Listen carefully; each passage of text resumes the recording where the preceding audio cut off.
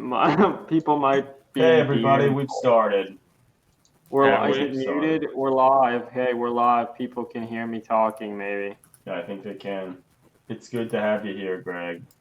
Yeah. It's good to have you here, Eric. And we're also happy to say that we're joined by our friend Eli. He's been a guest on the podcast a few times, and he's joined us on the streams as well. Maybe he's been our guest more than any other guest on our podcast. I don't know. That could be true. Possibly. Thank you all for having me again. Yeah. On Instagram, he goes by Red Wet Skeleton. Is that correct? That is true. I'm a man of many names, but my most recent name is Red Wet Skeleton. Pretty crazy. So, we like most of our streams and things, we didn't really plan for this too much, but we're probably going to talk a little bit after some just hobby progress stuff, the hobby hoedown, as it's known in these circles. But after that, we'll probably talk a little bit about some of our thoughts on Games Workshop's ability to make games and how they've sort of shifted around to try out making more board game centered games again. I mean, it's gonna be an interesting conversation. You know that because we hardly play their games, but that is true. We have played some. That won't stop us from talking like we're an authority. That's true. And also talking a lot of shit. Yeah, that's true. Hey, Captain Timberlake. Nice to have you. Hopefully, you're excited to hear us talk about the games and the game. Actually, this is a good way to start this. Captain Timberlake, do you play Games Workshop games or any games for that matter? And do you think they're good? We're not talking about whether the models are good, or even if you like and have fun playing them. Because to be honest, I have fun playing Games Workshop games, but just often not good. Right? Yeah, well, I think that is all you need. I think that's all I often want. But at the end of the day, I don't think they're always the most robust games. But Gengar. Adam has a Gengar mug. Yeah, that's Gengar. Well, regardless, maybe let's actually just shift into the hobby hoedown portion, and let Captain Timberlake think about that question. Yeah, you mull it over. It's kind of a loaded question. Okay, well, so most of my hobby time has been focused around working on a hired sword ogre for Mordheim. I talked about the model a bunch the past few times. Okay, we got a response. Yes, I play a bit of Kill Team and Warcry, which are quite fun. Not much complicated as... Yeah, they're not... Okay. Okay. Yeah, so that is certainly true. Yeah, we'll hopefully talk at length about that, because we've played those games too.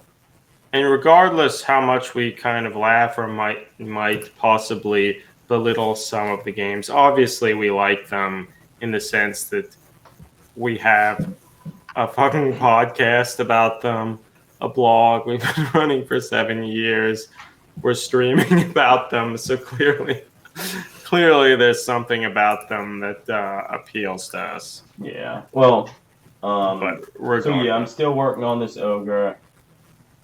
He's been posted to Instagram a little. I got a bunch of good comments and suggestions from people. Most of them were that he should have shoes. Which I strongly disagree. But...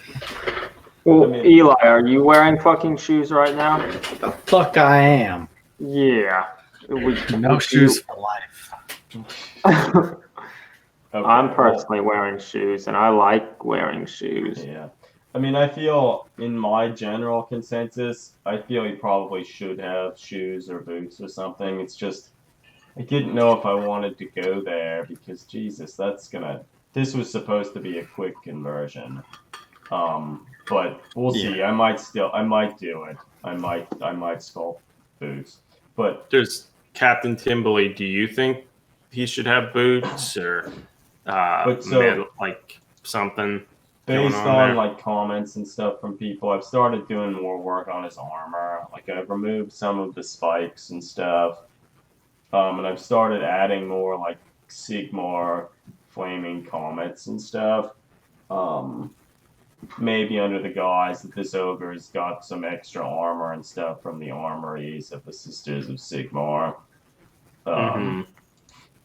And I've also done that like on his like breastplate and stuff like that, because some of the stuff still kind of looked like he had chaos stars and stuff, which didn't really fit. One of the other general things people said is he should actually have like other equipment and stuff, and yeah, that was something I was planning to do, but hadn't really gotten around to it, and so now I've started doing some of that. Like he has like a little clay jug of sorts that maybe he has ale or something in there, and I've started sculpting little pouches and stuff like that. So That's a good looking pouch. The little satch, or the satchel looks good. The bag of holding looks good. yeah, so I still have a bunch of work to do on all of that, but it's kind of getting there. He'll probably have some other form of sidearm, like a dagger or a sword or something. He does. I mean, I think it's true that he still does look somewhat like one of the Iron Golem, but like in some sense, the Iron Golem is like pretty gladiator. Generic. It's like kind of like gladiator-esque armor, and like, I mean, sure, I could have like resculpted all of his armor, but. Yeah, I think that adding the boots to him would definitely make him more in line with, like, I guess the typical, like when I think of Between the Bolter and Me models, I think of some good looking boots. Yeah. That is a prime thing. But then I think it would kind of go further than what you guys were wanting to do with it, since it was supposed to just be for the conversion corner. Okay, so we got another. We have another vote. Hey Dave, we have another vote for no shoes. Dude, I'm telling you, no shoes is what's up. I might never wear shoes again. Dave, are you wearing shoes right now? Dave, you don't have to answer this question, but yeah. Dave's not. But I am wearing shoes, and I like that. But this is an ogre, Greg. He doesn't have the same desires as you. He doesn't necessarily go by the same rules as you or I. Oh, it seems Dave isn't wearing shoes. Shit. Yeah, the plot thickens. I called it. Yeah. Damn. My Eric, goodness. are you wearing shoes? No. Well, I'm wearing like slipper-like things. So sort of. Yeah. I said we just don't wear shoes ever again. My feet would be like a ragged mess if I didn't do that. There'd be blood everywhere. Outside's not safe. My laboratory isn't. I shouldn't go around in bare feet. Yeah, I'm required to wear shoes at my place of business because it wouldn't be safe not to. I am also required, but I feel like I could probably come up with some bullshit to be like, it's my religion that I have to wear no shoes. I'm not supposed to like drink or eat anything in the laboratory space, but everyone's drinking all the time. They're like bringing in plates of bagels and stuff. Meandering Shade's here. Hi, Meandering Shade. Suggesting sandals. Okay, so you're suggesting sandals. I feel so in some regards, sandals would, in terms of footwear, sandals would probably actually be the easiest thing to do. But God, I don't know. I almost feel like if I give him footwear, like I love me a nice pair of like boots. So like I almost feel like that's what I would do. Yeah. So like if this were me, which it's not me, and I don't have the talent to do it. If it were me, I would want him to have boots. Okay. Well. Okay, so we'll see what happens. I do. The thought of on the front of his armor, there are those weird like holes there. Like I could see filling those in. I'd fill them in. but I don't Mhm. have the talent. I don't have the talent to do that. But What are they there for? I don't know, just to look visually Detail. interesting, I think. Look at all the detail. look Look at all the lack of hole or like the holes. Yeah, I Yeah, think man. it's just for visual interest. Yeah, I would agree. Okay, well, yeah, I don't know. I'll continue working on it. Like, I still have stuff I need to work on his face and stuff as well. Like, I've started adding other equipment and stuff to him. And so we'll see. Yeah, this was supposed to be a fast conversion, but No such it's thing, fine. Adam. Yeah, it's fine. It's gonna probably the more effort I put into it, the better, really. So You start slapping some boots on there though, and it has stopped becoming a simple conversion. that's true. Yeah, So I mean, it's I true. could. So the notion of this was it was going to go on the blog as a conversion corner post, which is there's supposed to be fast conversions. So maybe what I'll do is I will take pictures of the model pretty soon as a conversion corner post. And then at the end of the post say like, actually I decided I'm gonna do a whole bunch more work on it in the future. And then go and sculpt the It boot. stopped being conversion corner worthy once you sculpted an entire fucking chin on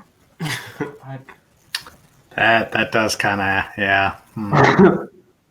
Okay, well regardless, I'll continue working on the model. Eric, you're still working on stuff, right? I think Yeah, no, I'm almost done with assembling all the Aeronautica Imperialis stuff. It has taken all the forever. Orc fighter bombers. Yeah, I'm and gonna stuff. hold up a little fighter bomber, but to the I screen have here some- too, because. Yeah. But since it's delayed on the video, I'm just gonna hold it here awkwardly for I don't know 30 seconds until it appears. Oh, it has appeared. I can put it down now. Yeah. They all of them, all the models are really nice, similar to the Adeptus Titanicus stuff. Oh, hey, The- Vox. Nice to have you here as well. Oh yeah, hey, but yeah, they're really nice. The only thing that's kind of annoying is that for all of them, you feel obligated to trim all the little missiles and bombs that can attach to them because otherwise they look somewhat awkward with these gaping holes underneath their wings. And for the Marauder bombers and stuff, that means 8 little bombs or missiles, each with a terrible mold line going around everything with all the little bolts and That sounds pretty Stuff. good, Eric. so they're good, and a lot of the bodies of the planes and such are designed to somewhat minimize mold lines and whatnot. But Wow, they are really well detailed. Like the little heavy shooters and stuff, they've sculpted the little individual rounds going into the. no, yeah, weapons. they're really impressive. But then, so all I have to do now is trim 4 more tiny little rockets and 4 more tiny little bombs, and then the Aeronautica thing is all assembled, and then maybe I can actually paint them. That's Regardless, it's something that we could play. I think we will play, and then it can fit along with this conversation about board games and GW games, one that we may play. That's Wait, true. Vox, should the ogre that Adam's working on have shoes? It's something for you to consider. Should the ogre have shoes? It's already been a conversation with the rest of the crowd here. There have And been a lot of different opinions. yeah, a lot of them said no shoes. Which I feel Some of sort us fits. currently aren't even wearing shoes now. I I think am the not- majority. I am not one of those people. I'm wearing shoes. I mean, in some regards, you could argue he's not really wearing a whole lot other than his armor. So if I give him boots, shouldn't I sculpt? Give him on, pants. Yeah. So that He is doesn't have true. pants. That's true. Well, So okay, but from the so- front, it looks like he has clothes, kind of. But from the back, you realize he doesn't. Yeah, Well, I mean that's just. Does he have some on his torso? Like it looks like there's a clothing fold sort of there. I mean, Mhm. God, I don't. I should look closer at like the pictures, but like I don't. Yeah, See, I imagine that his I feet think are that real crusty. ogre, yeah, they are all nice and calloused. They're not like my soft, supple feet that are always encased in a shoe. They're like my nasty Kentucky hillbilly feet. I get it, man.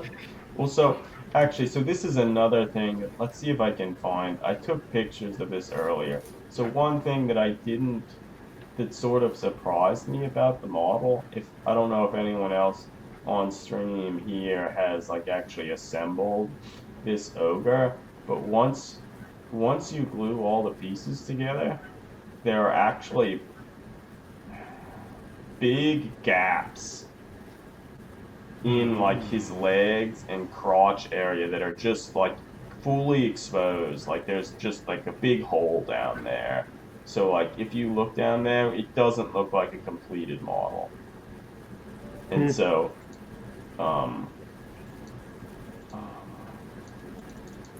God. Yeah, it's kind of weird. I feel GW Okay, so here doesn't often do that. okay. Oh god. Now, So anyway. here's a bad picture of it, but so like I have started I started sculpting in like his crotch area, and like you can sort of see here in like his thighs, like there are these big holes where part of his thighs just are not there. So I mean Yeah, it's interesting. it doesn't really matter because like you're not really gonna see that most of the time, but like it bothered me, particularly Well, when yeah, like it's just like the Deloc models don't have their legs inside the hollow. yeah, it's true. Trench coats. Yeah. Wow. It's fine. It's fine. Eli, have you been working on anything? A lot of my hobby time has been spent cleaning up my desk and moving my books and shit around down here. And I don't know. I feel like it doesn't look any better. I've been dicking around with this Warlord, and I've been messing around with these couple models. Still messing around with this guy, but they're getting there. It's good. It's good you're working on stuff. Vox says the Gene Stealer Locust is a hollow shell. Yeah. Yeah, so I mean, A I feel shell that's of a true with a human. lot of the newer models that Games Workshop has made. But yeah, so the ogre, yeah, like he's just missing. There are big holes underneath there that, and the thing that I feel would be weird, like I almost can't even imagine if, like, I probably won't attach this model to the base so it's easier to paint. It's just like painting down there, and it's like everything's Gone. yeah, there are big holes in there. It's like I can't get paint down in his inner cavity of his body, and like I'd probably feel bad. I would Well, if refer you're to just that gonna- as, or I If would you're just refer to- using Zenithal highlighter, it doesn't matter. well, I would refer to those holes as the organ void. The organ void, yeah, Yeah, I hear that's that. the organ void. I hear that. So I don't know. As obviously, I'm not doing anything. So maybe we're done talking about the hobbying that we're doing. I feel that's fair. That's fair. Are we going to touch on like another hobbyist that's doing cool things that we noticed? Yeah, I think we can. So, where is the model? Oh, here we go. I recently found this blog here. I already forgot the name of the Nick blog. Evans, or Nick Evans is the name of the guy who's been doing this stuff, but Blood and Rust is the name Yeah, of it's the his name of his blog. blog. I don't know that I've recently found.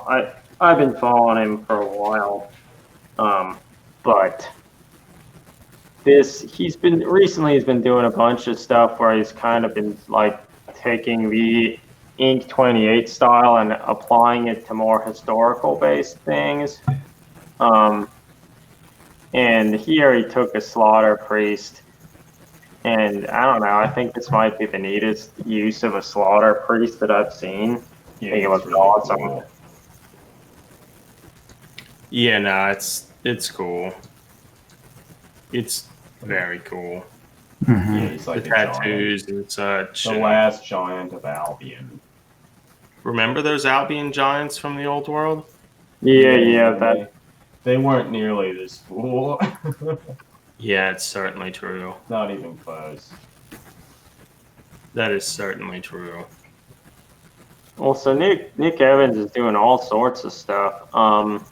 He has been working on a set of like skirmish rules to play in 28 games with that he's referred to as Planet 28. It started out as something that he tried to make an easy set of rules in like a fold up pamphlet sort of thing. So I think he's expanded it a little bit more, such that maybe it's like 8 pages or something.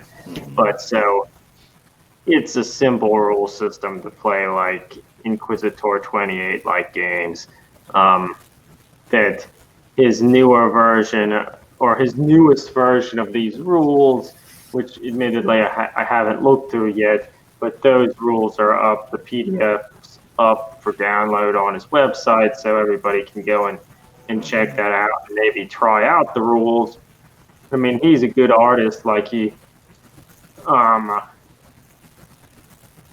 the new version of the book has like a neat cover with some art that he did, and he's even talking about potentially doing a Kickstarter for it to release printed versions of the rules.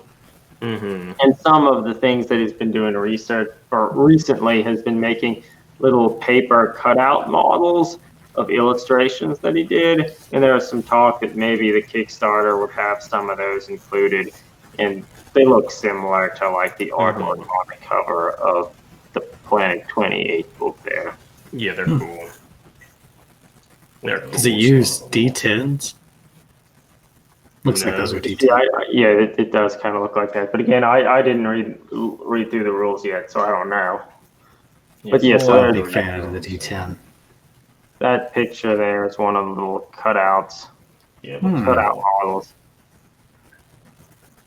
And he has an image of like an Imperial Guardsman that reminds me of what I think of the character McCall from Gaunt's Ghosts. Though admittedly, I only read like 3 of the Gaunt's Ghosts books about 15 years ago.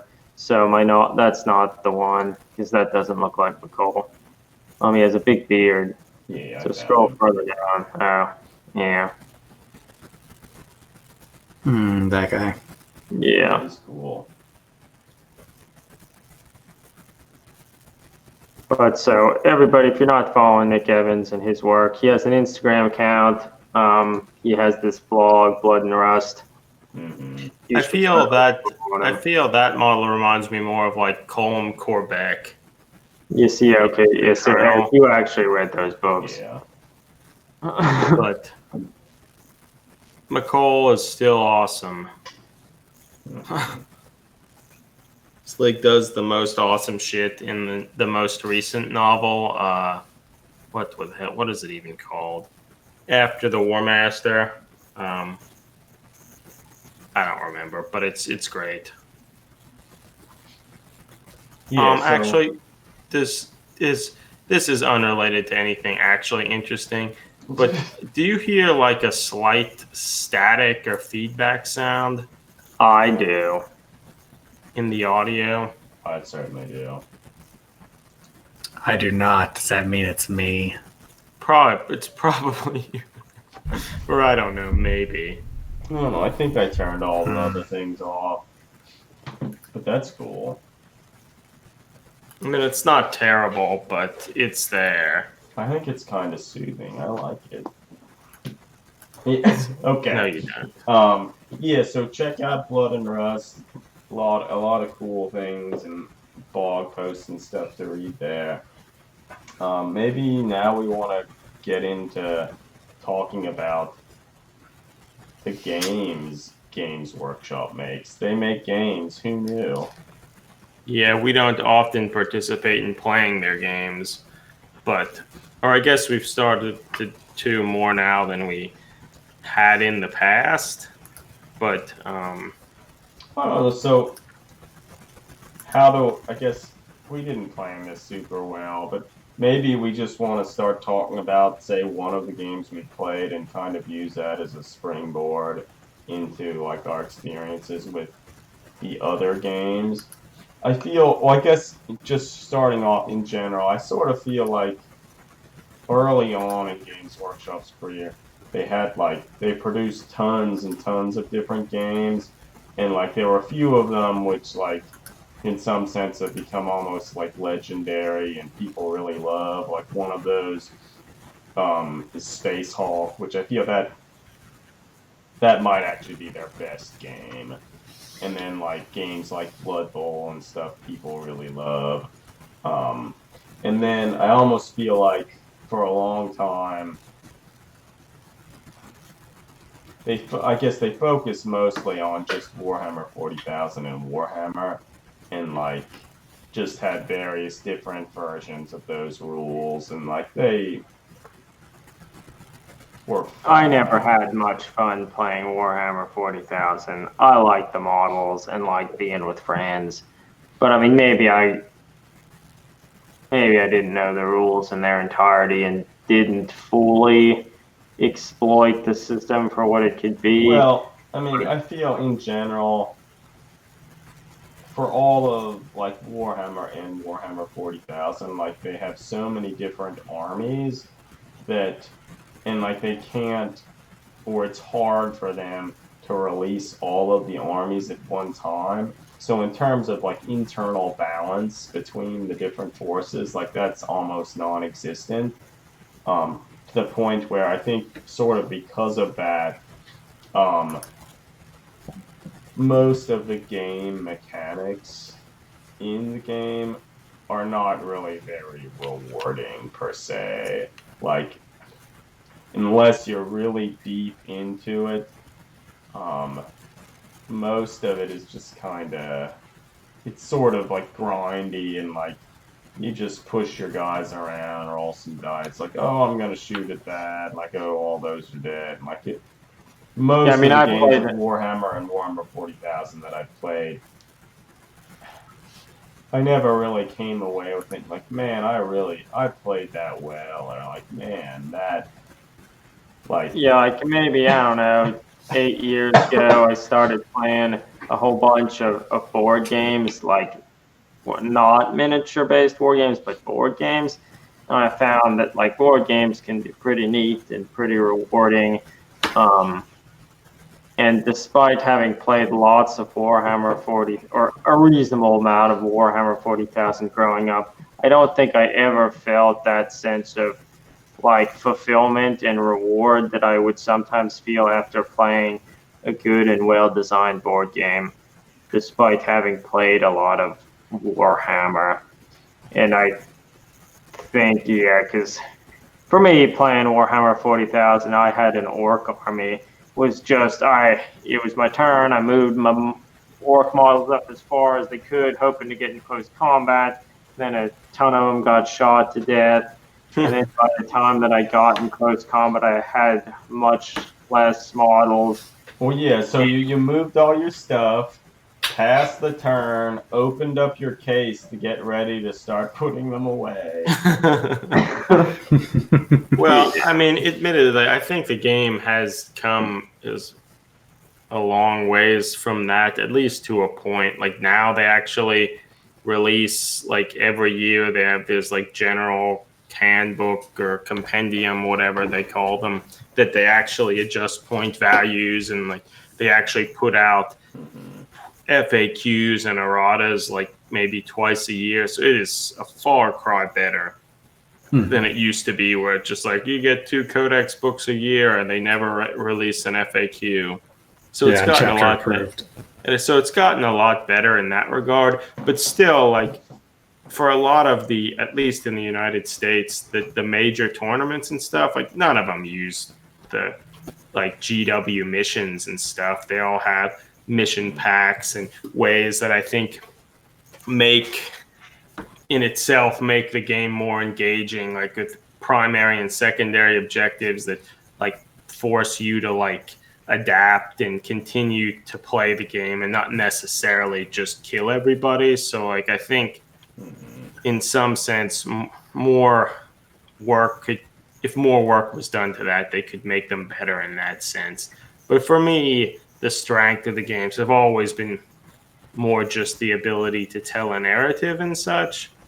And things like Gorka Morka, Necromunda, and Mordheim, whereas their systems changed a little bit over the years, but even with like Kill Team and such, the general rule system is pretty similar to those games. But I think what has always made them stand out, particularly the older generations, were like the campaign settings and ability to have your warriors die or advance and such, and that fun of watching your war bands grow and such was what made them cool to me, and wanting to like convert your models to represent like the crazy shit that happened to them and stuff like that, even if like sometimes the mechanics didn't really work out that well or seemed sort of broken at times.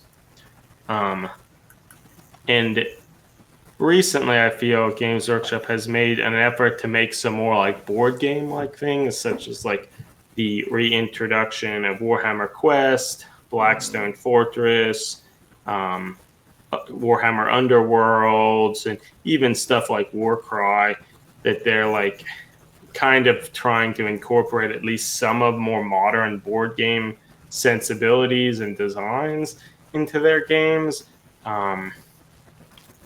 with, I don't know, some success. And I guess that's kind of what I'm sort of interested in. If anyone has any opinions on this, you could leave them in the chat. Or, but well, so I guess the most recent game that I've played that they've released is Warcry, and so I feel Warcry is a pretty interesting game, and I feel even right up to the release, they didn't really tell you that much about it until very soon before it actually came out. So I feel it was hard to really know what the game was going to be. And now that I've played it a few times, the biggest thing that I would say about it is it's pretty simple. Like, it takes away a lot of like the complicated bullshit that you see in many of their games, and boils it down to like some very simple rules that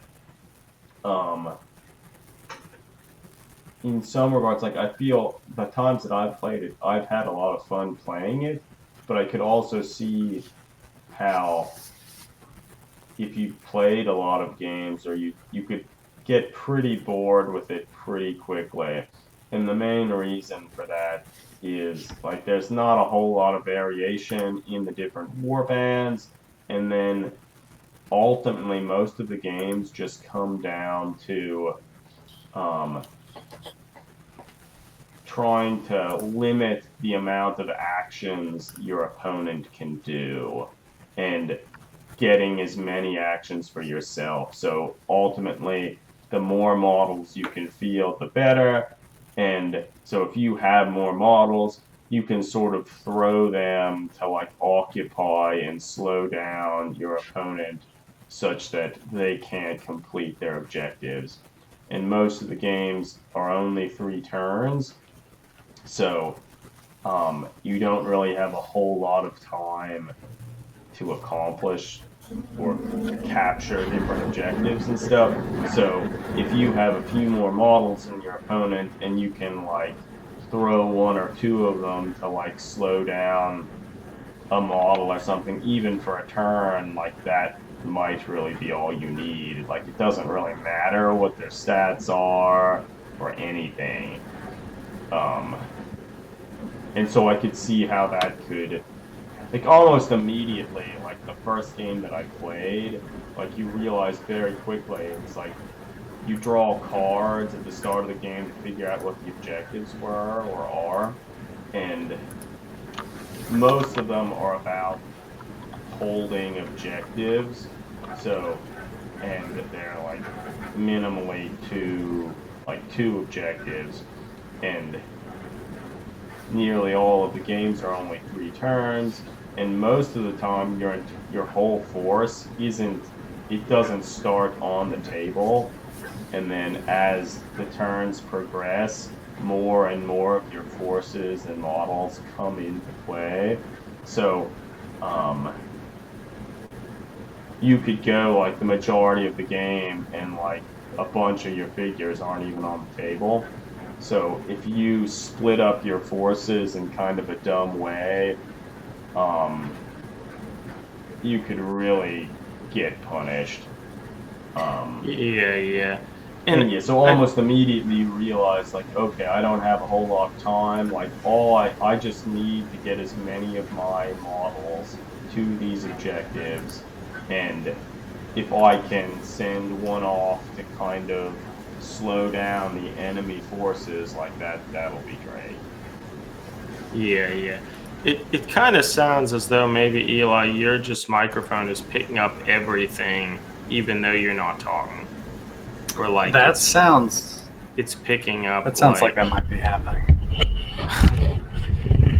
Like it's just picking I'm sure up. it's like just super general loud right now. background sound. Like I don't know if there's a way to reduce. Well, I don't know anything about microphone. I can turn down the volume, but I don't know if that's gonna. Stand. That's fancy. That I think may have helped. Say something. Yeah. Can you hear me now? I can still hear you. Okay. Yeah, Is it it sounds still better. like super loud? Yeah, You can still hear it a little, but it's not as. I don't think it's as bad. Yeah, that would be my furnace. Hell yeah. Okay.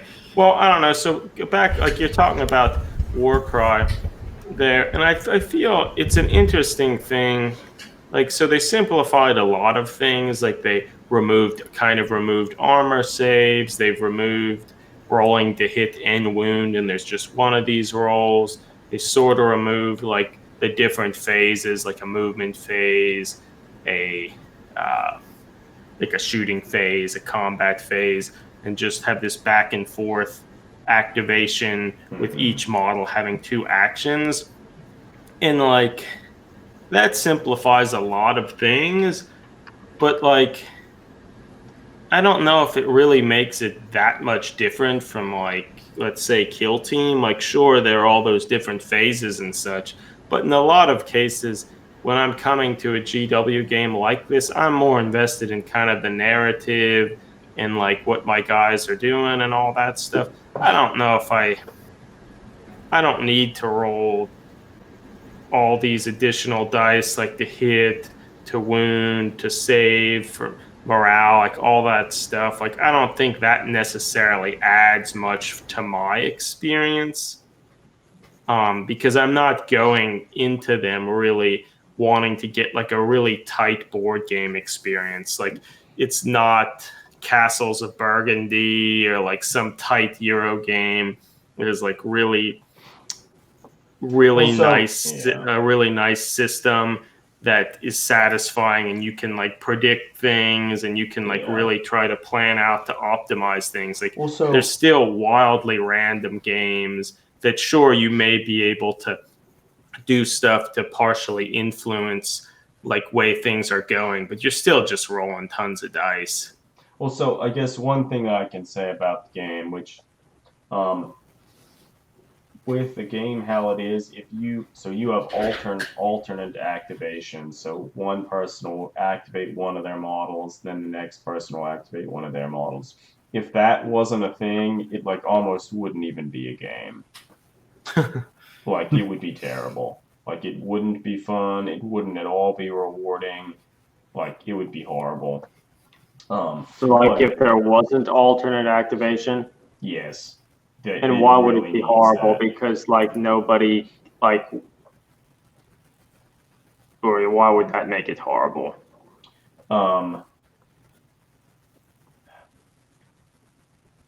You, in I mean, many I could regards, see it would how sort it of, would be less enjoyable for. it wouldn't be engaging at all. By having alternate activations, like there's actually a lot of strategy and thought going into like, okay, I need to activate this model first, or like I need to somehow get the first activation because if I don't, things are gonna fall apart, and like my opponent knows that. And you can also Mhm. kind of push it like if you get the first activation and you go over to this objective, you may be able to kite them into like, oh well, now I have to go over here and such. So I feel Yeah. a lot of the game comes down to that, and I think that's good. I guess there was GMG. I think that's the name. Like, is like a YouTube channel that does like lots of reviews and such. And he had a recent kind of like podcast, Let's Talk thing about Warcry. And one of the guests on it was really negative about the game, about how like It's a good review. Like I think for the most part I agreed with like almost all the points that like both of them made in it. It's like over an hour long, so like it'll take a long time if you want to listen to it. But I think the main thing that we could say is it's a pretty simple game, and if you go into it expecting a lot, like you're probably going to be disappointed. But I feel there are a bunch of things about it that I did sort of like. Um, so at the start of each turn, each person rolls 6d6s, and then you look at the rolls, and then you pair up any doubles, triples, or quadruples, and then you have any of the remaining dice that you can't pair. Those those are your single dice, and the pairs of dice, or the doubles or whatnot, those you can use. You can sort of spend those to do different either general abilities that anyone could do, or special abilities that certain models can do, and um, and then, in addition to that, after you roll the dice, each person gets what they call a wild dice, where you can use that dice to like turn a dice roll into a double, a triple, or a quadruple. So it's essentially you can just take this wild dice and change it to whatever number you want it to be. And then whoever has the most single dice single dice, they have the initiative for that round, so they get the first action. So, um, yeah, I think that's cool because like you're gonna for almost all those games, like you're going to be rolling something to determine like who gets initiative, like in Kill Team, for example. But this, like they already know you're going to be doing that, but can get some extra mileage out of it and allow you with that wild die. It's like if you really want initiative, you could add it to like get another single, or you could add it to have like a triple that oh, I can activate that to like get an additional action for one of my models. So I feel it gives you well, so I think the wild dice, freedom. like I don't think that doesn't count towards like your single rolls. You only use that to like make another like pair or a triple or whatnot, but you don't have to use it. I'm pretty confident you can add a single. So yeah, I guess you probably can.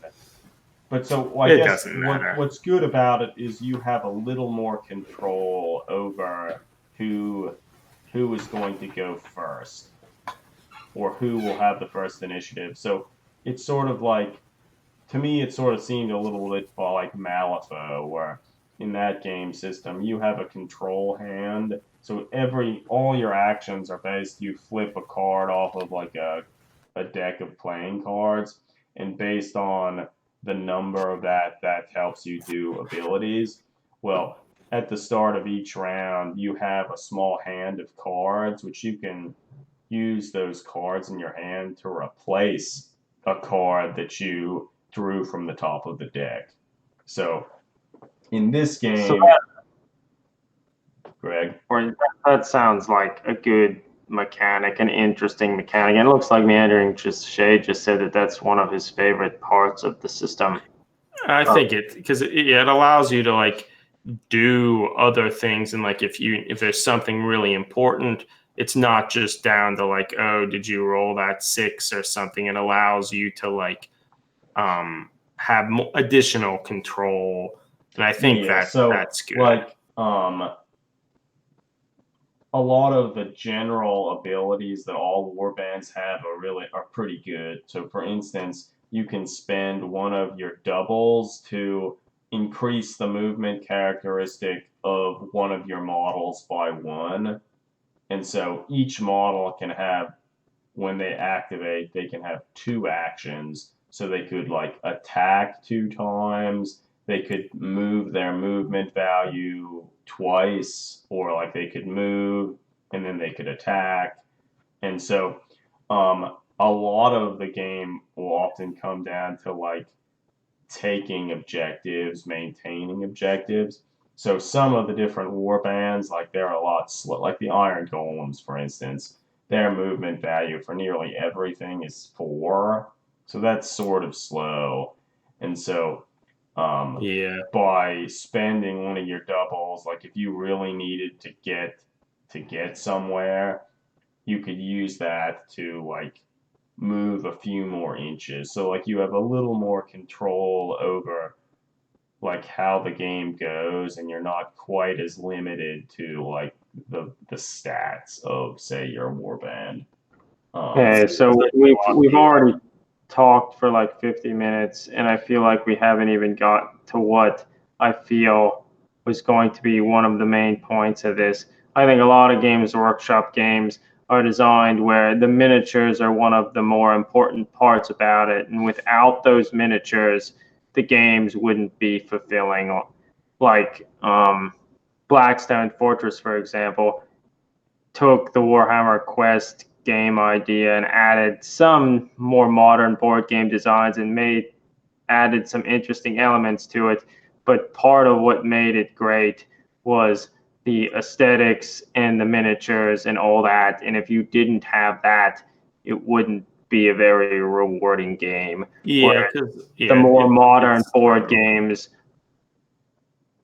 aren't good because they have good miniatures or something. They're good because they have a robust game design that you feel accomplished when you do well in them. And most of Games Workshop games aren't that. The one that comes closest to that, I feel, is Shadespire. So, Captain Timberley, you just said that you enjoy a good board game and are interested in Shadespire. Well, I think let's get into that in a bit. But you mentioned Blackstone Fortress, because I feel it playing like the first few games of it, like it was really fun. Like in general, I liked a bunch of the mechanics, the combat system, all that stuff was pretty good. But like, even though it's like a dungeon crawler type thing, it didn't go anywhere. Like none of your characters ever really advance or like level up or gain skills, such that like the very first game you play, they're basically as strong as they're ever going to be, such that once you kind of play a game or two, like you've kind of experienced everything. Like the maps are kind of randomly generated, but like they never ultimately change much. And I feel if more effort was placed into that, it would be substantially better. Like there's a dungeon crawler sort of game called Gloomhaven that like people thinks like the greatest thing. Like Board Game Geek, it's been like #1 for, I don't know, probably 2 years now or something. And it is a substantially better like game mechanically. Even like the combat system is much more robust, but it's mainly good because you as you play, your characters get better, and you can modify like a deck of cards with different actions, and you can modify that and make it better, and modify another deck that like Yeah, so it gives you a little more ownership over like the character. like you feel like you're playing. I feel it's easier to role play it because like you're more invested in what happens, and you know like there's a reason for doing things. And I think Blackstone Fortress, well, the core system is good. Like not having anywhere to progress really makes it substantially less fulfilling over the long term. So in terms of like Warcry, that is like another. That's like I think the Warcry is a pretty thematic game. Like it does, like I think it feels good to play. Like I enjoyed it, and I'll continue to play it, but you have very little connection over the different war bands because you can't really get any of the models more war gear. You can't choose their weapons. They don't really gain stats too much. So like at the end of the day, it's the game doesn't necessarily encourage you to like continue to change and modify your models as things happen. And I think though for like it'll still be a good system for certain things. Like if you just want to like throw dice around and laugh about stuff, I think it's great for that. And to be honest, like a lot of the like these Inc. 28 events, like collaborative events and stuff, at least the ones like that we've participated in, like it's so much of it's about like being with friends and like coming up with little storylines and such. And like the rules are so secondary that I think it would probably be kind of good for something like that. yeah, But I feel like that you could build off of it pretty well. And like it's like streamlined, simple, it's pretty quick, so you don't have to like be waiting around a long time while other people are doing things.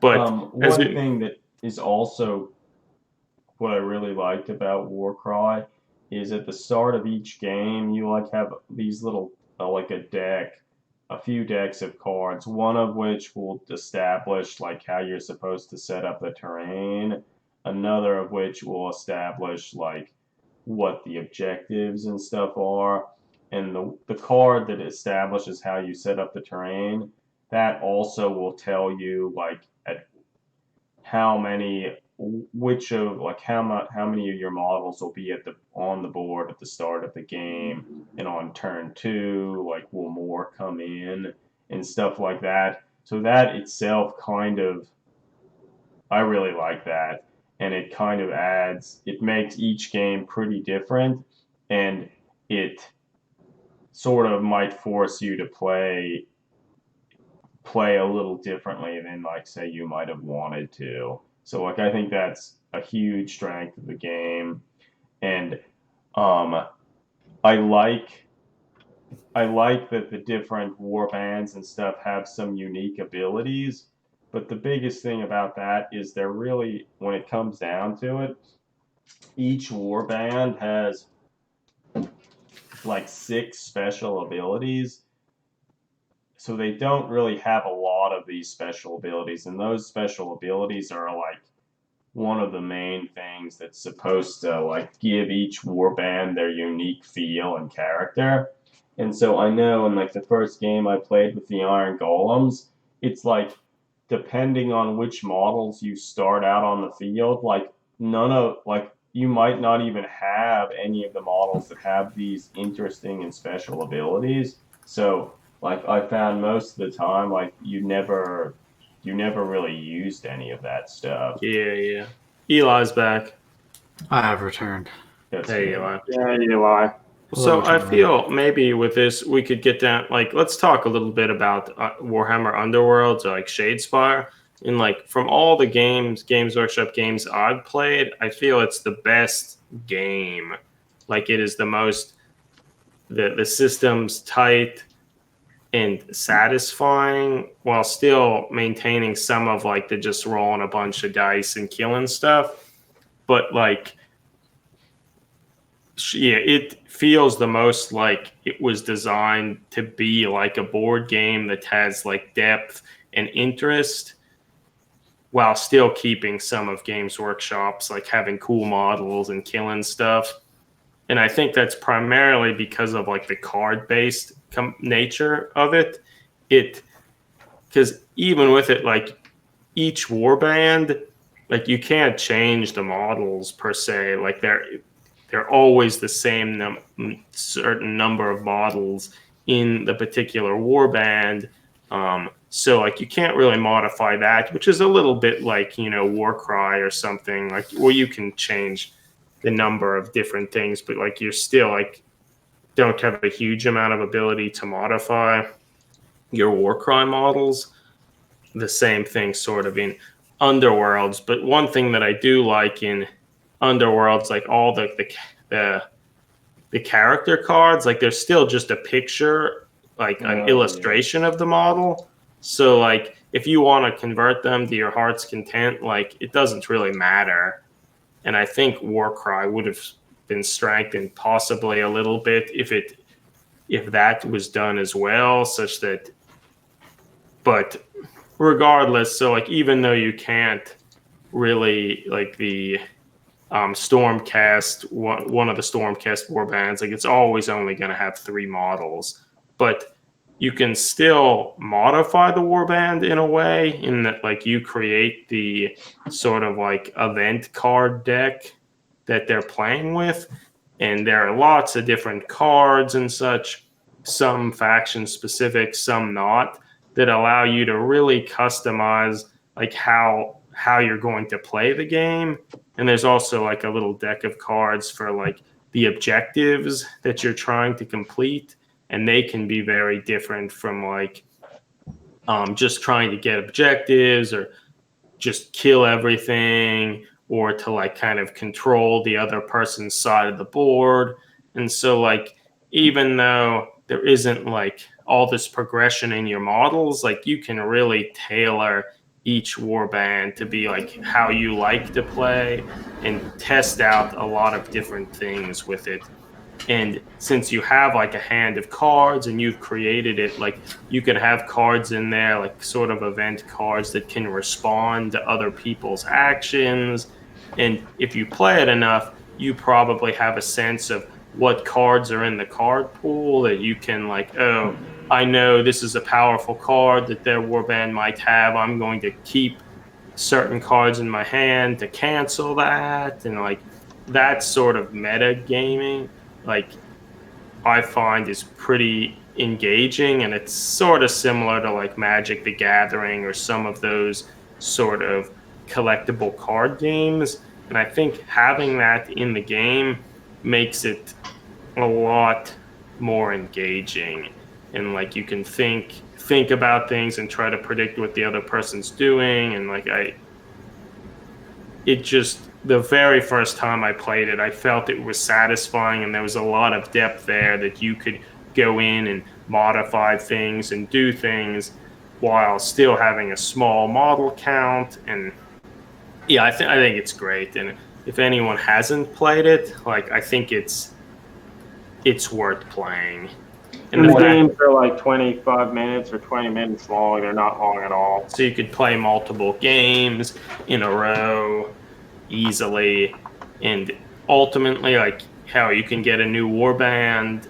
They're like $35 for like all the models and the cards and such. So I feel in some regards, like if you're really serious about it and like actually sort of trying to play it competitively, like it's sort of like X-Wing and stuff like that, where like you're almost forced to buy like a lot of the different warbands and stuff because you want and or need the different cards that are in the different warbands.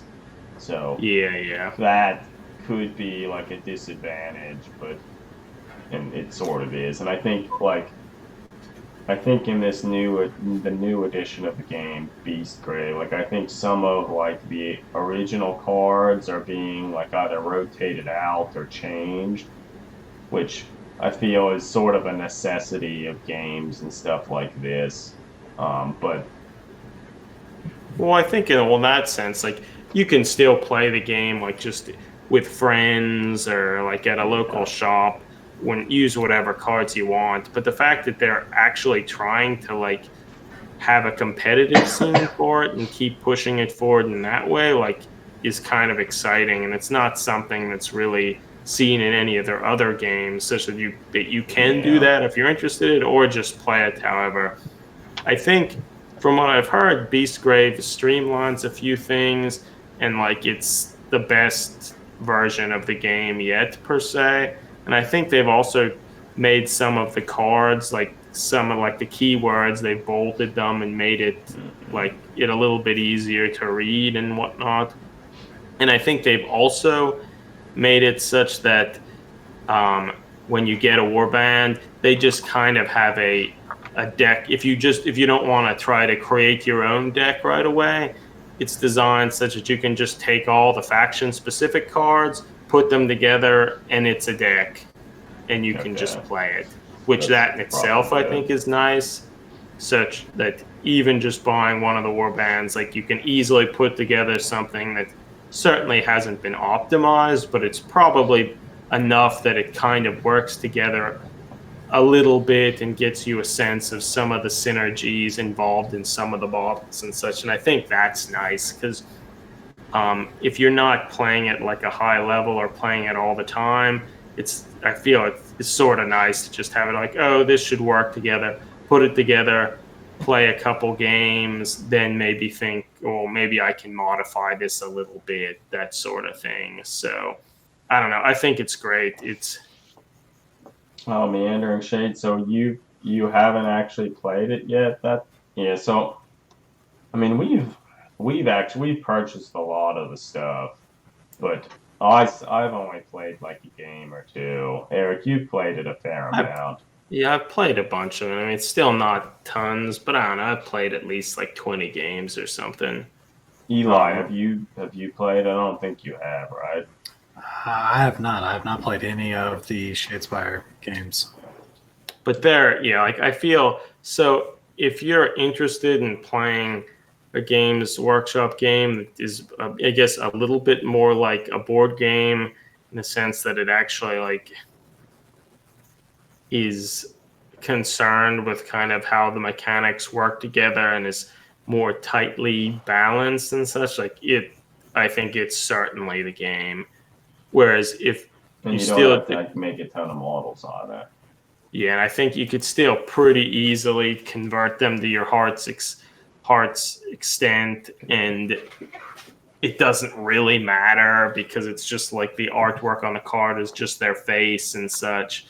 And I don't think there would be quite as much confusion as if like Warcry or something, where like they have a picture literally of that model on there, such that I don't know. I think it still does come back. Like I think a lot of people when they're coming to a Games Workshop game, like they're thinking about like the sort of beer and pretzel sort of game, and that's fine. I mean, I enjoy that and such, but I think if you do play a lot of board games and such and kind of recognize that there can be maybe a little bit more like depth and synergism between rules and stuff, I think you'd be pleasantly surprised by Warhammer Underworlds.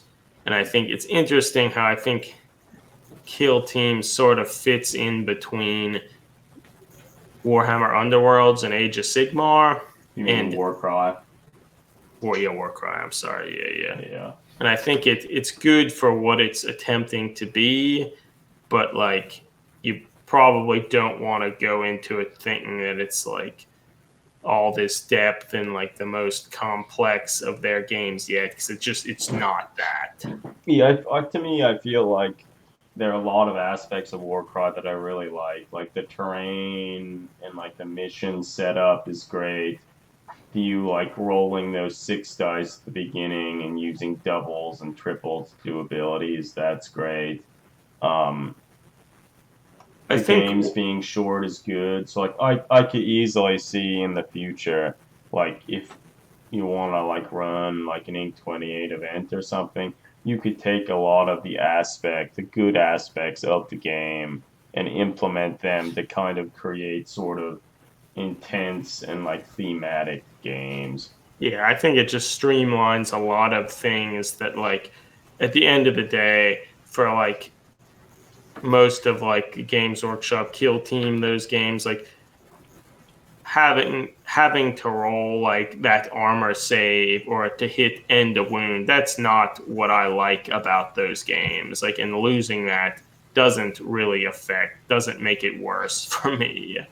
Yeah. I think the one thing that I wish Warcry was different was that there's a more robust campaign system, and like you could actually, like, your guys could level up and that sort of thing. Like in the campaign system, your leader can't even die.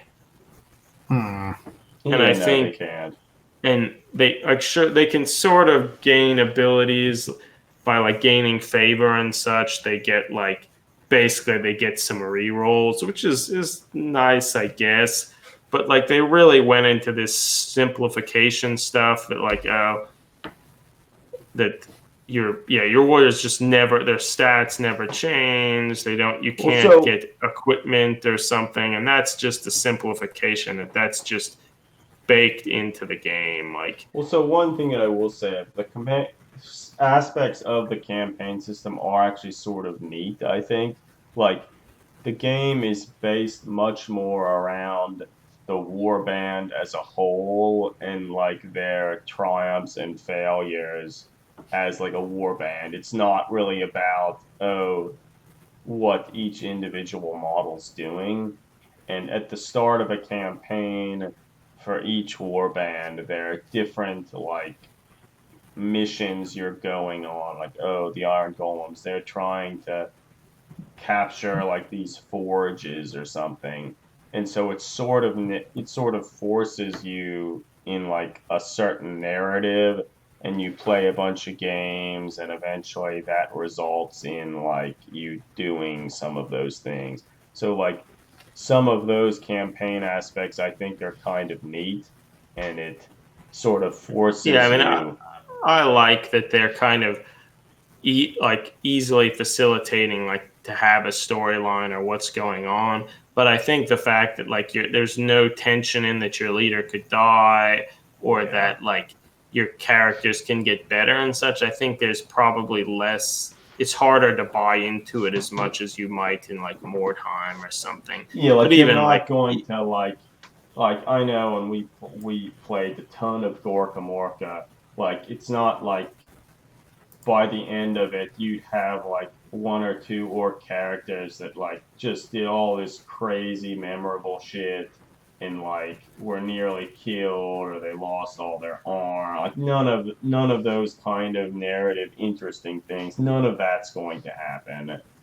And that and I feel is sort of a shame. And yeah, and so I kind of feel like that's what stuff like the older versions like Necromunda, Mordheim, those things, they're always still, people are still going to continue to play them. I think primarily because of that system and that the depth behind that. But Yeah. if you just, so I don't know, I think they all kind of have their strengths and weaknesses, but like it's a different game from like Mordheim, for example. Yeah. Well, maybe we've gotten to the end of rambling on about this. Do we want to perhaps unbox some of those Terminators?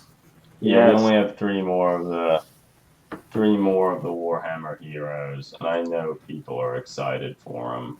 Yeah, I'm sure they're going to be awesome because Space Marine Terminators are always awesome. They're always awesome. I mean, last week we did pretty well in terms of, got one of the leader dudes, like the 1 in 20 leader guy, and then two of the one with the little servo skull. So like, yeah, we got probably the best of the models. So rest assured, what's left here, one of these is the Lightning Claw dude. I think has to be, just has to be. He's 1 in 10, They're and just that all might be three the Thunder worst. Hammers. Yeah. It's Termy time. If Dave Stewart, if you're still here, if you managed to stick around, which I could understand if you didn't, but if you did, like one of these could be yours. Yeah. Well, if you want one, we'll send you one. And I can certainly understand why you might not want one too, because they're shitty Terminator models. Okay, so which one do we want to open first? What do you Always think, Eli? left. Always left. Always left. Okay. Yeah, I mean this makes Here we sense. go. I Lightning balls? really do hope this is the lightning fall, dude. I want to see it. I want to see how dumb he is. Like, I know he's really dumb looking, but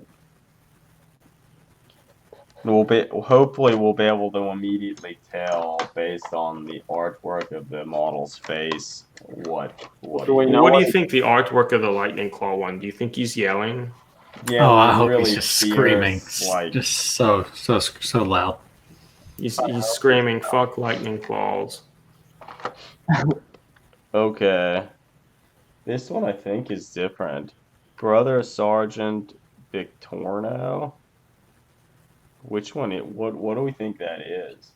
Well, shit, is it? Banner. Banner It Bear? can't be the Banner. But he's Brother a pro. Sergeant Victorino. I think he's probably. Dude, he's got a Thunder Hammer. He has a fucking. He Thunder probably has a Hammer. fucking- I bet he's got a it's Thunder Hammer. It's a fucking Thunder. Look at that Fuck, it stoic is. face. It's the other Thunder Hammer one. So he's 1 in Yeah. 10. So this is the slightly more rare fucking Thunder Hammer, dude. Shit. Is he standing on a rock, or is that some metal Yeah. shit? That's alright. It's another Thunder Hammer. Shit. He's Okay. probably better than the other Thunder Hammer one, Okay. maybe. The shield his actually does base- look nice. His base looks. God, I didn't. His legs aren't quite as wide as sometimes Terminators are. I mean, they're still wide because he's still riding that horse or whatever. But like, it could be they could be wider. His base looks okay. Like it probably has a little too much elevation, but it looks pretty good. It would be relatively easy to cut the feet off. You know it doesn't look good? What? The image on that camera. Ha ha ha ha ha. Well, that's a given, man. It's focusing nicely on the cutting mat. Yeah. What is he standing on? It's like this generator or something. It's pretty cool. It has to be made extremely well because he just weighs a metric fuck ton, like quite literally. He does. does. I don't know. He looks okay. He has a yelling head that's. We need more Space Marine yelling heads. Fuck yeah, man. There's not The want them shield, all to be the yelling. shield is actually sort of interesting. It's a little different than Does it have a feather on it, or is that just flashing? it's a purity seal, man. Okay. It kind of looks like the Deathwatch shields. Yeah, it does actually. I don't know. He's okay. He's better than the other one. I think he is better than the other. Or actually, I don't even really remember what that other one looked like, but I think it's better than that one. The pose of this one is better. It doesn't look as kind of wonky and dumb. So I don't know. He's okay. Like look where his looking at that picture, it is so clear that look where his arm is attached. Yeah. Right about up here. Yeah, about the ear level. That's like where you expect it to be. Okay, so I mean, Space I don't- Marines undergo a lot of surgery and surgical manipulations when they get stolen from their homeworlds.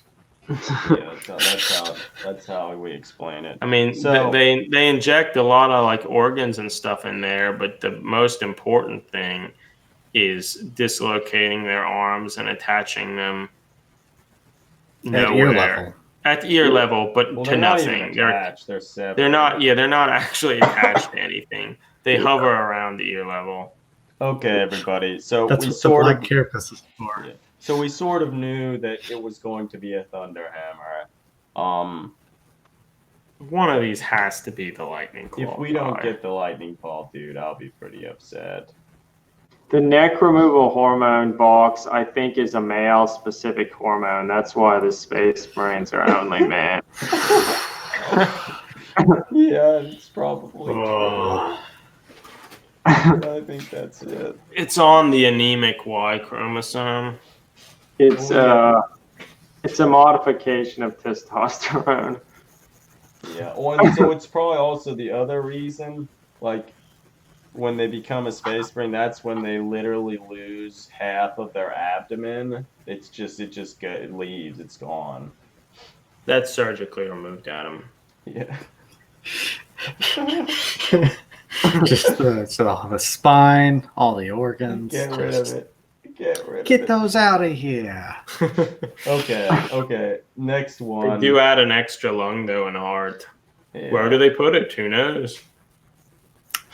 In the like the neck sack, I would guess. Like That is the somewhere beta there. neck removal hormone. Yeah.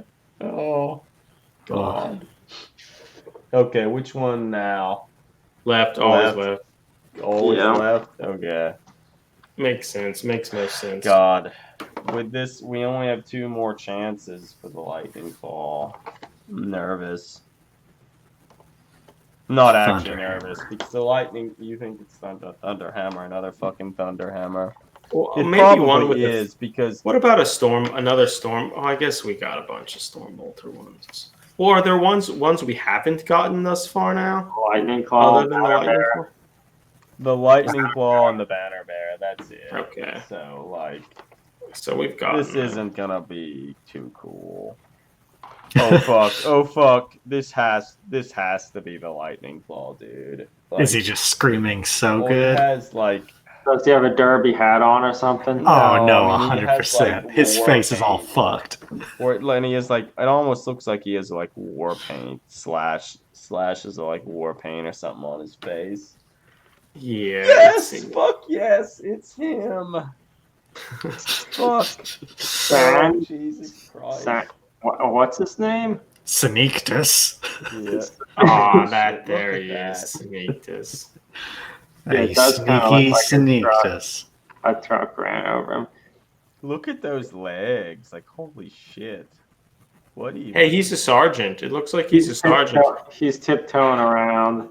He's tiptoeing Through the tulips. Yeah. Doesn't his knee have the sergeant icon on it? Oh yeah, it I does. don't know anything Holy about shit. more. Okay, so a couple things that can be said here. Since only 1 foot's on the base, Oh, okay. that's a more That's- useful base. that's actually like a lot more usable than some of the other ones. But holy shit, look at that long stride. That long masculine stride. Just tiptoeing in his Jordans. Yeah. Fuck, yeah, there he is. Shit. I He's just got that love long stretch. I though. love the Just- lightning ooh. claw design. I just love the power fist with the claws on them. Like it makes so much sense. I love how they. What's I he mean, tiptoeing to? Vans Warp Tour? that's gone, Greg. He's on his way to Riff Raff's house. I really want to see you guys do something with the Oh, lightning claw. Oh Jesus! I don't. Could that something be send it to someone? Send it away. I don't. Oh my God. I feel it comes down to it. If we would want to do anything with a Terminator, it would be with that Abaddon model Adam you got and is sitting in a box. I mean, it's pretty much the best Terminator out there at the moment. I mean, that's not saying a whole lot because basically all Terminators are shit. That Well, I one is guess- the least shit, though. It is. That and Horus. But actually, Yeah, Box, you're yeah. right. He isn't squatting. So that, in many regards, that's a pretty triumph. huge. Yeah, that's a huge. That's a. It's a triumph. triumph. I feel if you'd want, I don't know what the rules are like for 40k anymore. Oh wait, because it goes back and forth for. So initiative isn't a thing anymore. Maybe is it back and No, forth like that? it's pretty much back and forth. Because I always thought it was dumb how like lightning claws you could strike on initiative with them, but they're just Mhm. big fucking power fists. Like why are they fast now? Yeah, there's no logic behind that. I mean, I So, guess I we're don't know. talking. Everybody, I think we need to take a moment and think we did it. We did it. We got the lightning claw. Yeah. It's been a strong pull. What if we pulled another lightning claw? Yeah. That would be incredible. Too much power. Does anyone have any predictions what it could be? Vox, I think it's gonna Captain be Timberlake, another Thunderhammer, dude. I'm gonna side with Greg on that. Oh. It's gonna be a Thunderhammer. I don't even think it's a competition. I don't even. There are think, so many of them. yeah, we don't even have. It's just to, a box crammed full of just shitty wolf sculpts. Well, I mean, literally, the Thunderhammer and the Stormbolter ones are the most common. The bad-looking Thunderhammer ones. Vox So, hopes it's Flag chances- Guy. I mean, it would be interesting to this see is the probably model. gonna be the dumber Stormbolter guy. That's what I think it's gonna be. What does that even look like? We will see. It's gonna be in here. Yeah, It would be okay. incredible if it was the flag one, but like that's apparently 1 in every 30 boxes. So like I can't imagine these are actually random. So like we'll see. God. But if it's another lightning claw, like shit, I think I'll like go nuts. It's a It's sad not day the when that's lightning what you're claw. hoping for. It's not the lightning claw. It's the Thunderhammer, I think. Oh, yeah, it is. Fuck, is that's the other fucking Thunderhammer stupid guy. Thunderhammer. He's got that mask. His head's okay. It would work fine for like an. God, he Iron looks Warrior. like so much shit. He's not squatting as much. To be honest, he reminds me of the old shitty Chaos Terminator plastics. They were shitty. Well, then they released a whole new kit. It took them like 10 years or something to release a new kit. Also and it's shitty. still shit. I mean, it's better. It's a lot better. But it's still terrible. I just God, feel like they do we didn't have change 2 enough. of these? Did some poor person get sent the other I one? think Johnny. Did you all send it to Johnny? I'm pretty sure Johnny got the Mhm. Thunderhammer one. God damn. It It's was got sent a out good today. head. God damn. Did we send one? What we did we sent send? one to that- you, Eli, but I don't remember which one now. Did we send one to Timberlake? What was that? I think that's the. God, the Cyclone missile launcher. I think. Ah, Ah, that one. yeah, I have not seen one in the mail yet. Well, are we sending one to Meandering Shade? I know we sent from the first series, right? Do you want? Yeah, I mean, Yeah, so- you could have one. Shade, You could, you could have 2. Which one do you want? We have Thunderhammer. Yeah, I mean they're not. The choices are bad, but when you're talking about Terminators, like, well, it's just A given. yeah. Would you like Thunderhammer or Thunderhammer? Oh shit, we opened this up earlier and no one wanted the assault cannon, dude. We have that one. And You're then- still figuring out what to do with the first one you sent? Well, it's the same thing one should do with all Games Workshop models. Put them in a drawer somewhere. Put them in a bunch of bags. Hide the bags. Yeah, forget. So are they the ones that are still These here? are the ones that are up for grabs, Meander and Shade. Oh, hey, Ward Sylvania. Oh, shit. Would you like a Greetings. shitty Terminator model? Yeah, You Ward know he Sylvania, wants do you one. want one of the... God, the glare is bad.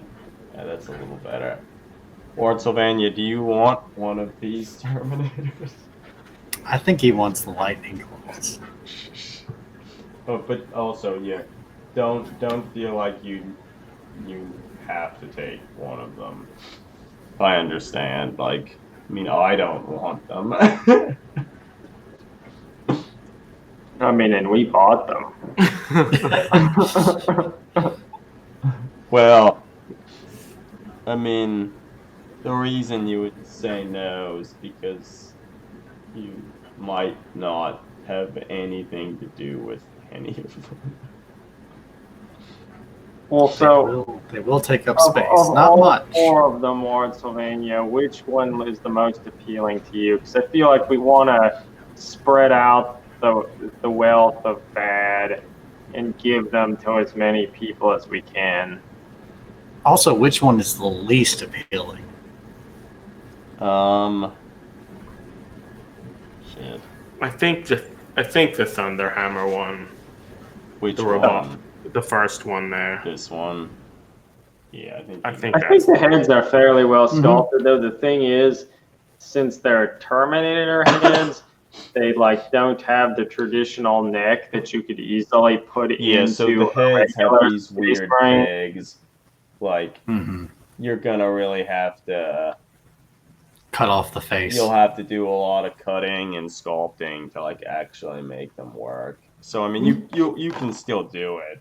It's Yeah, so I just- guess to be honest, like really to judge which would be the best model, you probably have to realize like it's a shit Terminator. So like, does it have a base that looks usable or that you would actually want to use? And is like the head like something that like you think's neat? in that So, in like- that sense, I think the Lightning Claw is the best because only one of the feet is actually attached to the base, so it would be the easiest.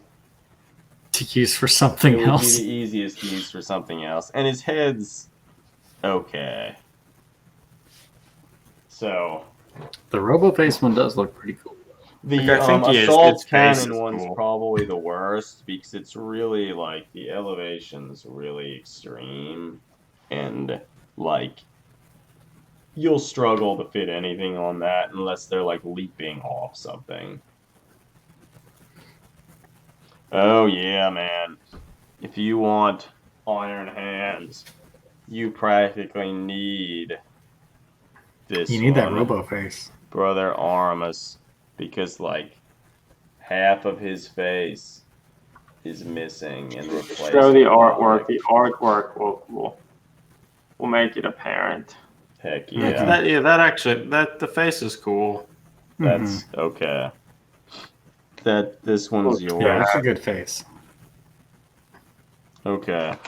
There he is. Sold to the Ward Sylvania. And by sold we mean Sent not against his will. sold. Yeah. By sold, we mean we will pay to ship it to you. It's like we'll pay you to take it. It is now your burden. Yeah. Did you guys already talk about Space Hulk and how it's the best board game Games Workshop's made? No, yet? you should talk about it. Why Why- is Lord Sylvania, this is our friend Eli. Eli Parsons, he's been on like the podcast a bunch of times, but maybe longer ago. It's been a hot minute. Back when we weren't twitching. Yeah. He has an Instagram profile that is now called the Red Wet Skeleton. He made a really cool chaotic spawn thing for the Curse of the Alabaster game in 2016. That's like really creepy and horrifying. Oh, and he also made the vampire that I used at the Mordheim 2019 event. Mhm. So like he makes lots of creepy, horrifying stuff. That's true. I like making awful things. I've never been paid to take a model before. Well, we're not going to pay you per se, but we will pay the shipping. And because God, oh, I'm just happy I'm not Adam because he has those in his possession. Hey, I've now. gotten rid of most of them. Have already been sent away. Do you have a pic? Do you have that picture of all the little boxes lined up? Oh, let me find it. Sounds good, Wartsylvania. Well, so Meandering Shade, do you want one? But now it feels like we're trying to force it on. Yeah, it's true. It's true. We don't need to do that.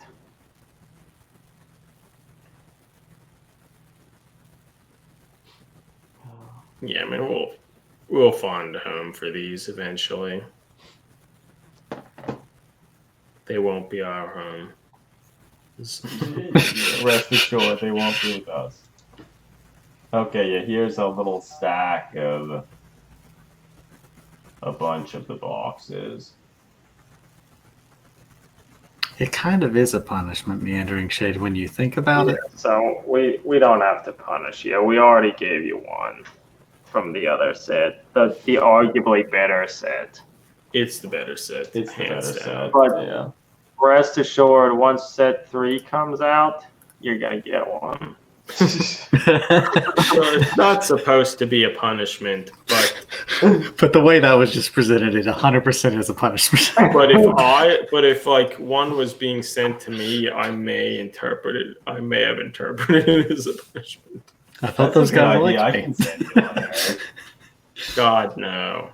Set 3, I think, it will probably actually be the best. Yeah, it's true. Yeah. So I'm a little sad that we've opened up all of the models. So maybe this is a sign that one of us, maybe you, Eric, needs to do something with tiptoeing lightning calls guy. God. But yeah, Wartsylvania, set 3 is the Death Guard, that some of them might be kind of good. Yeah. They're certainly going to be more interesting. I assembled this model from set 1. That's pretty incredible, Eric. Mm-hmm. I think I had initially had one of them that I was going to keep to do something with, but then I sent it away. I don't even remember who I sent it to. Too many gone. Yeah. It's like if I'm sending something to another hobbyist, I look around, do I have a Space Marine hero? If the answer is yes, it's gonna be sent. Put it in there. Yeah, put it in. It's true.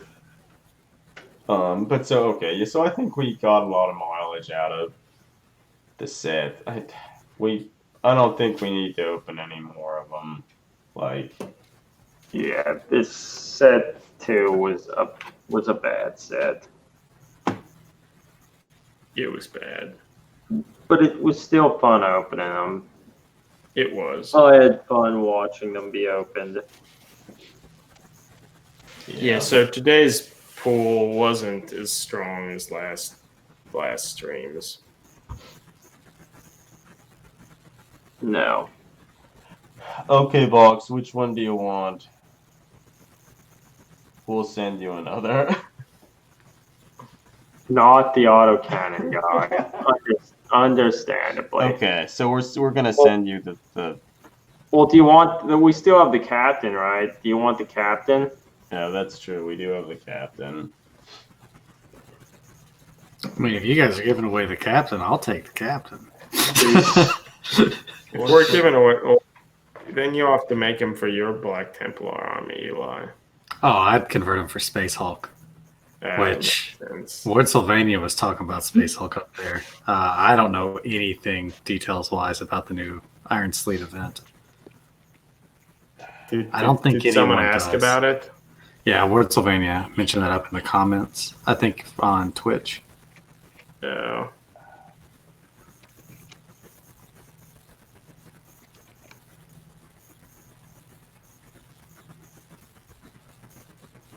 Okay, Also, guys. Daniel says, assault cannon guy is standing on a rock. How can you say no to that? Pretty cool. Okay, Vox, we can also send you the leader model. I'm going to say his name's Donatello, like the Ninja Turtle. But Even it's though obviously not Even though I that. could read what it said, and it wasn't that.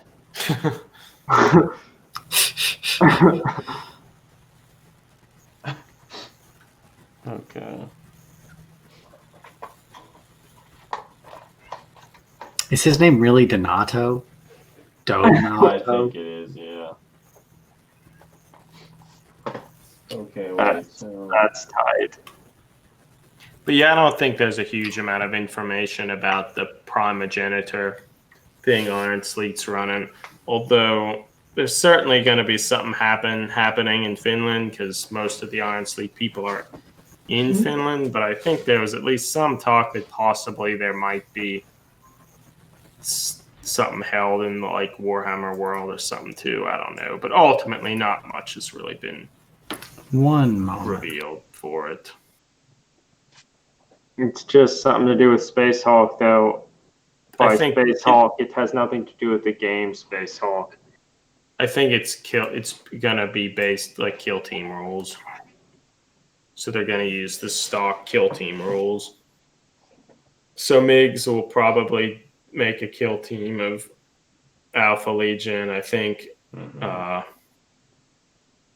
Kiri probably is Red Corsairs. yeah.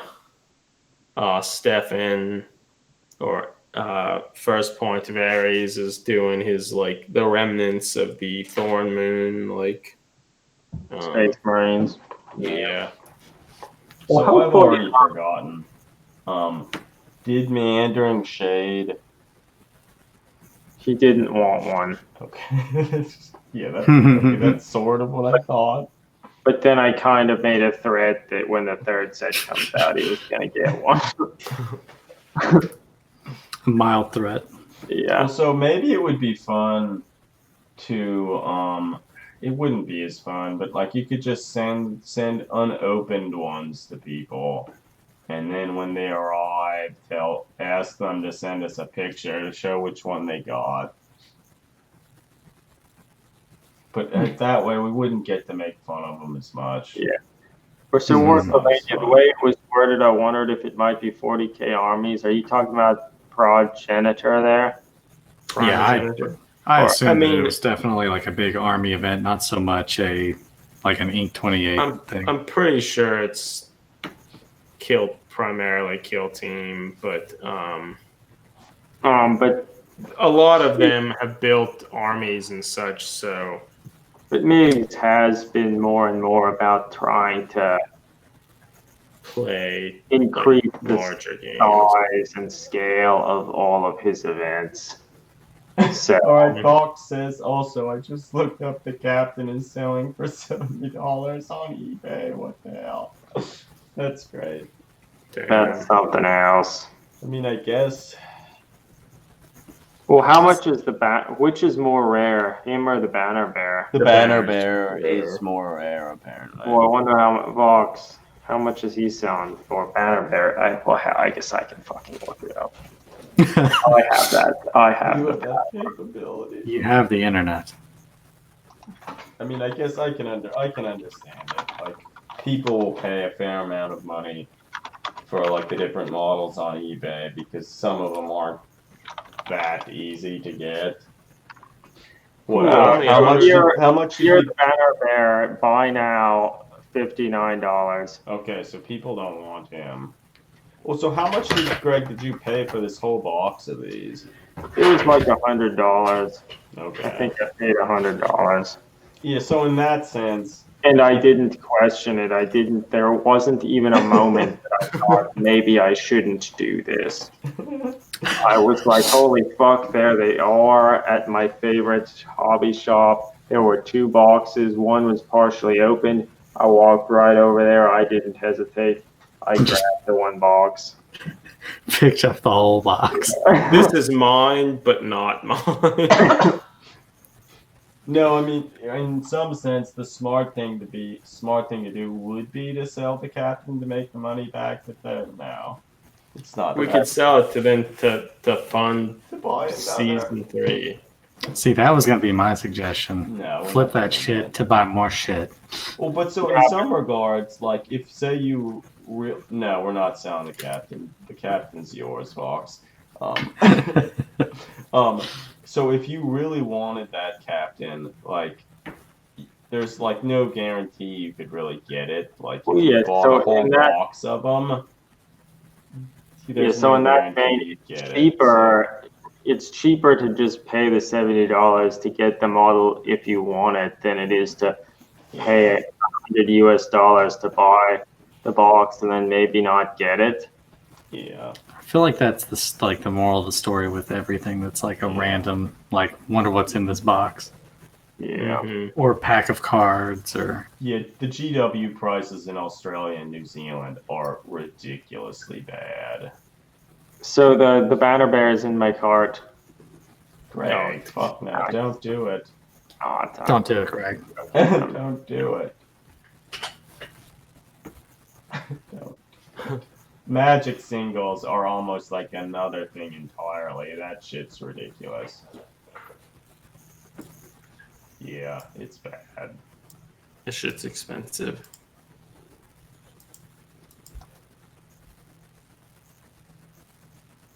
I don't even remember how much Grey Knight Space Marines cost now. I feel like they've gone up. Probably. I feel like everything's I gone think up. I have a box of the plastic power armor ones, and maybe 2 boxes of the Terminator ones. I've got a Yeah. couple. The I just old saw this pewter ones. because I had forgotten. They're making like Shadespire, like a computer game version of it. I didn't remember that. That could be kind of good. I mean, it'll be kind of bad as well. Sort of like the PC Space Hulk game. They made a good Space Hulk game recently, though. Did they? Tactics was great. Okay, so I think that was an attempt to make it like More playable. better. mhm. Well, So yeah, the Grey Knight, the plastic Grey Knights, they do have a lot of components that are good and can be used for cool things, but if you just assemble them out of the box, they probably have open hands, like hands they that do. aren't whole. Yeah, they do. That's And I mean, they worthwhile. have like some like relic skulls and stuff hanging from their armor and stuff that are actually smaller. Like they could actually fit inside the head of the models. Like crazy, I know. Like they're actually smaller. It doesn't make any sense. That's not Like a so GW small thing. that they might actually even be like human skulls and not like a Space Marine skull. It's shocking. I don't believe it. Is that a cat? Yes. What's This one that was cat's screaming. names? What's that? This what- is Margot, called Margot. Jumbo, called Togram, called Margu. She's a big old crybaby. Oh, Yeah. She's good, though.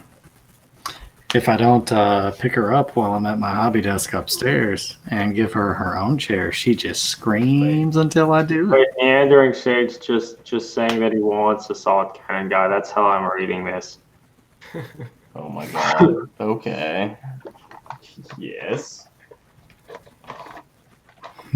Wait, let me. Like actually- I do like how it's like the boots are like heavier. So now I just actually have to make sure, like, I actually send the right model. Yeah, put the card in the right box. Yeah, it's like you thought you were getting the assault cannon, you actually got the fucking balls. It's like those sons of bitches.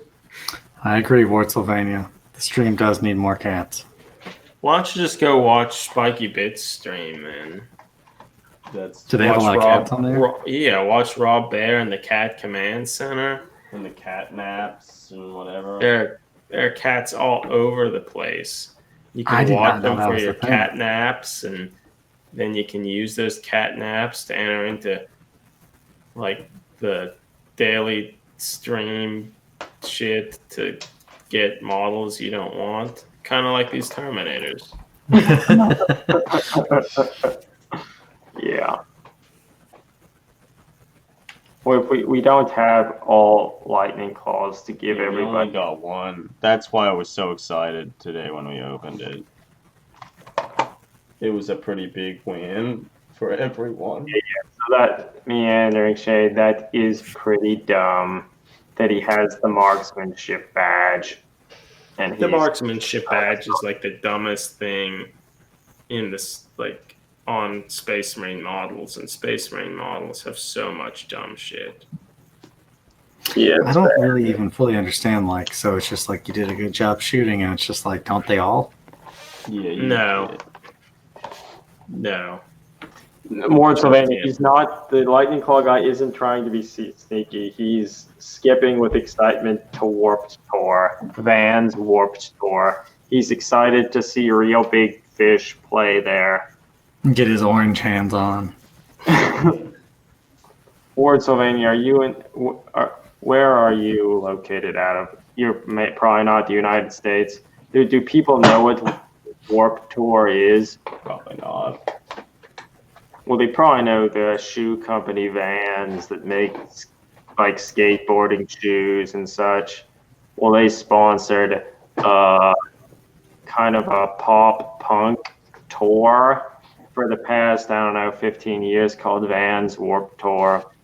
And it is filled with like mediocre ska punk bands and metalcore bands. Christian metalcore bands, and I don't know. There were certainly some good bands on said tour, but largely we make fun of it a lot. Whenever there's a picture of somebody running or jumping, we always say that they're running towards Warped Tour to see real big fish or Every time oh I my thought. god, yeah. So that's August Burns Red. yeah. So that's just an ongoing joke that we have that maybe makes sense to nobody. Mhm. But now we let you in on the secret. Oh wait, actually, with that in He's mind, in we Seattle. Vans Warped Tour.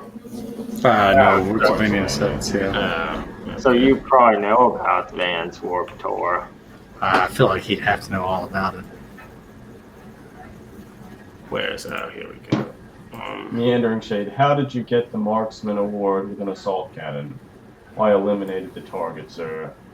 Brother, you eliminated everything the minority. Okay, this was where the Warp Tour thing first originated with us. Let me bring it I think up. yeah, it was like a chat thing between Greg and I. Yeah, We there it compiled some of the pictures, some of the dumb artwork from is. The one one of the Chaos previous Codex. Chaos Codex. Goblin Fishing is Eric. GM Wire is me. You see the raptor? He's jumping right into Warped Tour. I like to imagine him running there. Oh, Mutilator. So ready, so pumped. Real big fish, here he comes. He's fast. In the awesome set that every time I die is putting on. He would rage if he would miss Yellow Card or Newfound Glory. Yeah. But yeah, part of it was just looking back through some of that pretty bad art. Like Abaddon's pretty cool, or Abaddon, but Not that well, edition. not that picture. Yeah, all that art is fucking horrible. Like It is so bad. The Raptor's probably the best, He's but the he best. sure looks dumb. Mhm. But yeah, he's jumping right into Warped Tour. Yeah. I don't know. The Abaddon might be the worst. That's That by is- far the worst. He looks. It just doesn't even fucking look like him. No. Yeah. It's- But the mutilator, I don't know what that thing's called. Yeah, It's really Mutilator going. looks terrible. He's really going he's in holding invisible oranges. Yeah, like Yeah. Yeah, if Abaddon did not have like Draconian in his hand, then I would have no idea who the fuck that even was. Yeah. Like, that's a real bad picture. Yeah, but that's what spawned the Warp Tour thing. That it comes up often whenever there's some dynamic posing or whatever that maybe seems a little off. Or someone's grinding on a bolt rifle. Yeah. So cool. Which I'm still waiting for, Greg. Yeah. That's I said a while ago that sometime I would make a model of a Primaris Space Marine riding one of the large bolt rifles as a skateboard because they're so big. That was the thing that I said that I would do, and obviously I didn't do it. Yeah, of course not. It would be pretty awesome, though. Yeah. Pretty dope. Please do it. Yeah, it was a good idea. It's a really good idea. I think it fits in with the lore pretty well. I mean, it wouldn't be dumber than the lore. It would, yeah. It doesn't fit in with the lore that I love, but it does fit in with the lore that I hate. Yeah. It's true. It's so true. Well, I don't know. Maybe we should call the stream. Yeah, it's like almost 1 a.m. here. We should probably call it done. Yeah. Yeah, I gotta Thanks, figure out where this everybody, cat for- went in my basement. Yeah, thanks everyone for joining us for the stream. We're sorry Yeah. that we're forcing the Space Marine heroes on a lot of you. Yeah, but thanks for sticking it out with us and listening and chatting and all that stuff. If you haven't, make sure to follow Eli at Red Wet Skeleton. He has cool Cheers stuff. for the money, Captain. Yeah. Just the mud cat. That's a good Yeah. name. Donatello. Or what was his name? Donatello? Donut L. Donatello. Donato. Donut Donut Money Captain. Captain Donut. Oh. Donut Butler? Donut Yeah. Butler. I like that. Yeah, wow. Everybody so go play until- Space Hulk. Yeah. Yeah. All right. So we'll certainly be back next week at this time. We'll see. We'll see if we have another stream or not. Not sure yet.